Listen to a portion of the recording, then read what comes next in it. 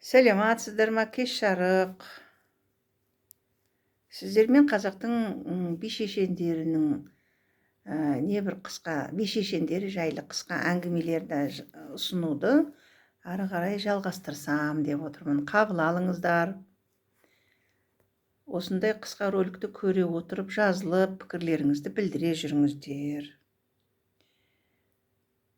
Ақтайлақ би болған екен. Ақтайлақ би қасында бір басы таз ақыны бар. 90 жасында тобықтыда бір ақын қызды іздеп шығады. Үйіне бейсуат кісі келе жатыр дегеннен кейін ақын қыз шымылдықты түсіріп алады. Ақтайлақ серігімен ішке кірген соң шымылдыққа таяп келген таз ақын былай деп сөз бастайды. Құдаша, берірек кел көріселік, шашыңды екі бұрым бөріселік, көсілген көмекейің ақын дейді, бір-бірлеп ата жөнін терселік дейді. Сонда қыз, тұрмысың жаңа келіп көріскендей, бар еді қанша шашың өріскендей, алақұйын құр кеуде қыршаңқы таз, шұбар төс атың бар ма теріскендей дейді. Таз ақынның тілі байланады. Бұған намыстанған Ақтайлақ таз ақынды қуып шығады. Енді қыз оған бас салады. Сенбісің Ақтайлақ би, ағынайзалы, көрмеді ақылыңнан жұрт пайданы, 80 мен дәл 90-ның арасында талқаяқ есек мінген сартайдады. Дейді Ақтайлақ сол кезде.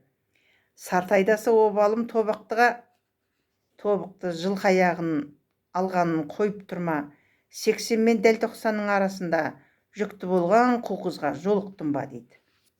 Сөйтсе, қыз жүкті болған соң шымылдықтың ішіне кірген екен. Сол сөзден ұтылып, ат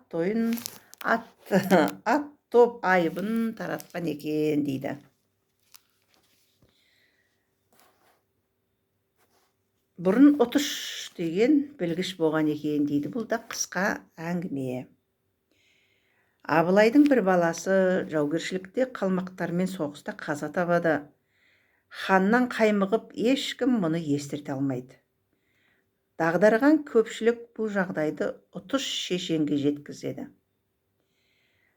Қаралыға қайғыны естірту ата-бабамыздан келе жатқан мирас. Өлгенін жасырғанмен көмгенін көрмей ме деген ұтыш Абылайдың алдына барады. Сөйтетті былай дейді.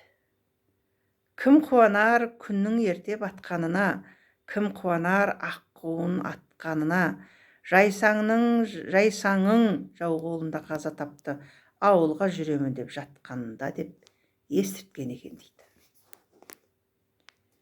Бірақ ауыз сөзге тоқтам болған, бірақ ауыз сөзбен дауды шешкен міне біздің қазақтың би-шешендері осындай болған екен. Балкүміс деген ақын қыз болған екен.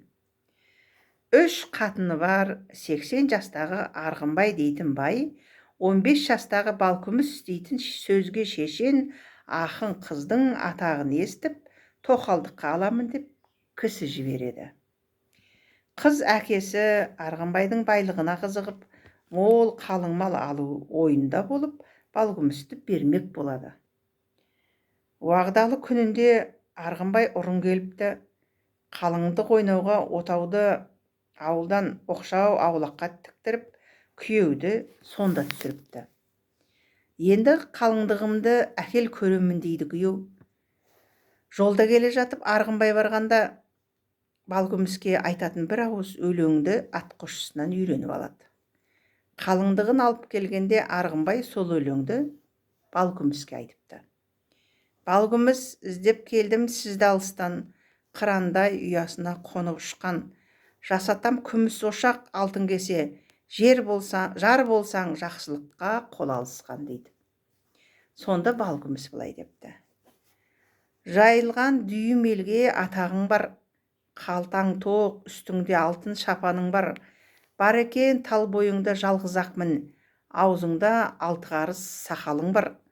Не керек күміс ошақ алтын кесе, тілегін жас жүректің өтемесе, жас қандай 15-імде басы байлы, кемпірге 80-дегі некелесе, деп Арғынбайдан балкіміз бір жолата бас бостандығын алған екен дейді. Міне, құрметті көпшілік, қабыл алыңыздар.